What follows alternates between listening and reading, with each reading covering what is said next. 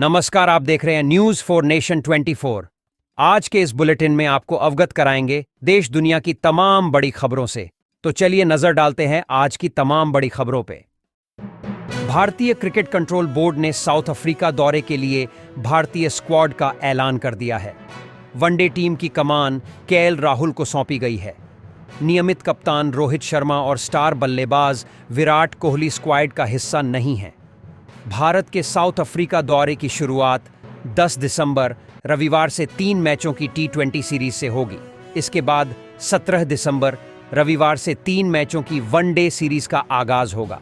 One day series के लिए BCCI ने युवा टीम पर भरोसा जताया है, जिसमें रजत पाटीदार, ऋतुराज गायकवाड़, साई सुदर्शन, तिलक वर्मा और रिंकू सिंह जैसे बल्लेबाजों को शामिल किया गया है। साई सुदर्शन और रजत पाटीदार ने अब तक अंतर्राष्ट्रीय डेब्यू नहीं किया है। ऐसे में केएल राहुल की कप्तानी वाली टीम के जरिए दोनों ही बल्लेबाज इंटरनेशनल क्रिकेट में कदम रख सकते हैं। इस बार विकेटकीपर बल्लेबाज संजू सैमसन को भी मौका दिया गया है, जिन्हें कुछ वक्त से नजरअंदाज किया जा रहा था। तेलंगाना में किसकी सरकार बनेगी, इस बात को लेकर किए गए एग्जिट पोल में मुख्यमंत्री के चंद्रशेखर राव की भारत राष्ट्र समिति को झटका लगता दिख रहा है। राज्य में कांग्रेस को बहुमत मिलने का अनुमान जताया गया है। India TV CNA exit poll में कांग्रेस 119 सीटों में 63 से 80 सीटें जीत सकती है। वही जन की बात के एग्जिट पोल में कांग्रेस को 48 से 64 सीटें मिलने का अनुमान जताया गया है। ऐसे ही अन्य पोल में कांग्रेस को सत्ता की चाबी मिलती दिख रही है। बहुमत के लिए किसी भी पार्टी को 60 सीटों की जरूरत है, जो कि कांग्रेस को मिलने की उम्मीद जताई गई है। आरजेडी सुप्रीमो लालू यादव ने बिहार के सीएम नीतीश कुमार की तारीफ की है। उन्होंने 2 टूक कहा कि नीतीश कुमार को चुनौती देने वाला कोई नहीं है। आरजेडी अध्यक्ष ने ये बातें दिल्ली से पटना लौटने के दौरान कही।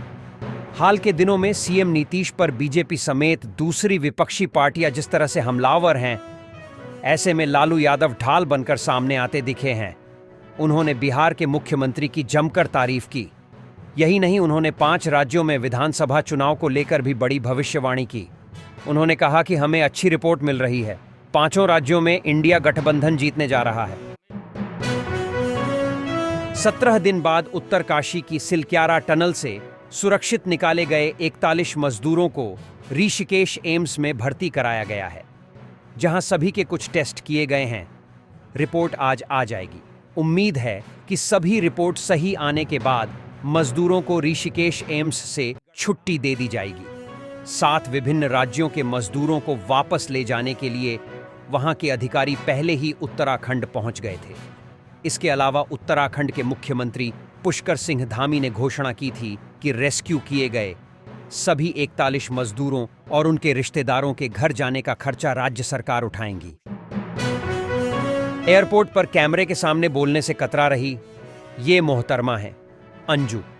वही अंजू जो भारत से पाकिस्तान गई थी अंजू बनकर, लेकिन लौटी हैं पाकिस्तान की फातिमा बनकर। अंजू उर्फ फातिमा करीब 4 महीने बाद पाकिस्तान से भारत वापस लौट आई हैं।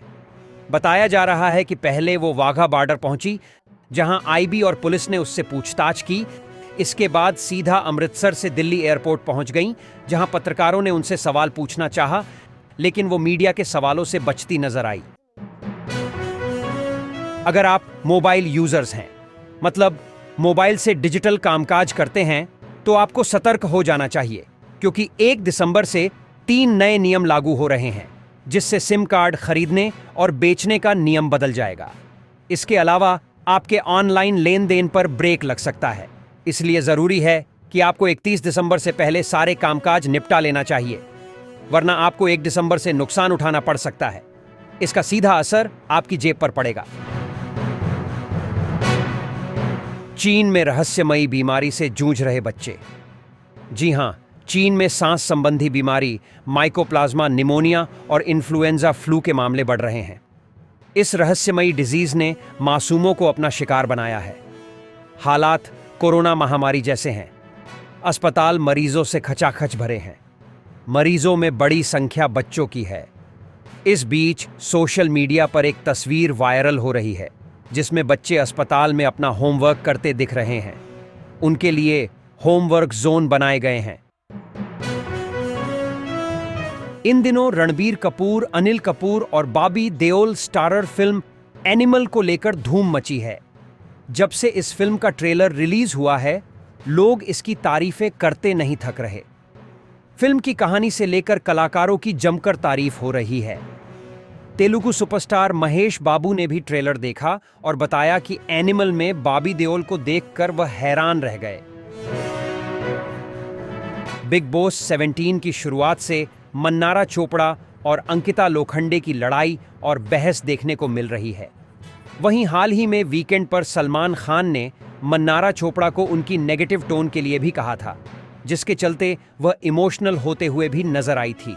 लेकिन अब उनकी हाल ही में अनुराग डोभाल से की गई अंकिता लोखंडे को लेकर बातचीत ने फैंस का गुस्सा बढ़ा दिया है, जिसके चलते वह सोशल मीडिया पर चर्चा का विषय बन गई हैं।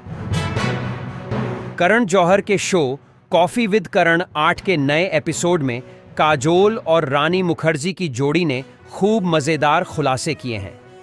एक तरह जहां रानी मुखर्जी ने यह बताया कि आखिर उनके पति और दिग्गज फिल्म मेकर आदित्य चोपड़ा पप्पाराजी की नज़रों से कैसे गायब रहते हैं, वहीं काजोल ने भी बताया कि वो शो से पहले करण पर क्यों गुस्सा हुई। कुछ कुछ होता है के बाद जहां इस रियूनियन का फैंस को बेसब्री से इंतजार था, वहीं बंगाली बहनों की जोड़ी ने एपिसोड में जमकर मस्ती की। तो ये थी खबरें सुपरफास्ट। इजाज़त दीजिए, फिर मिलेंगे नई खबरों के साथ। हमसे जुड़े रहने के लिए हमारे चैनल को सब्सक्राइब करना ना भूलें। जय हिंद।